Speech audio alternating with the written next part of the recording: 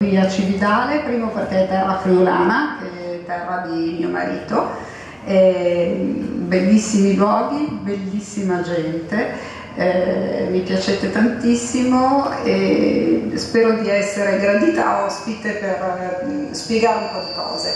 Mi riattacco un po' a quanto detto dalla dottoressa. Anch'io ieri sono andata a curiosare prima di venire qua su un... Ecco. Sono andata a curiosare anch'io appunto su questi dati di epidemiologia della regione Friuli per capire un po' meglio, perché sul fatto di capire voi friulani me ne sono già resa conto molto bene, perché purtroppo me ne arrivano veramente tanti di pazienti oncologici con diverse patologie. Ormai ho iniziato a capire qual è il vostro trend.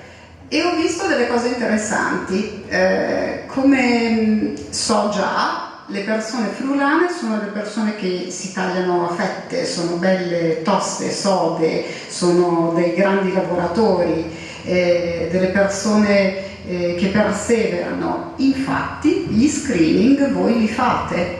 Io ho visto che lo screening viene assolutamente fatto meglio qui in Friuli rispetto alle altre regioni italiane, quindi voi perseverate.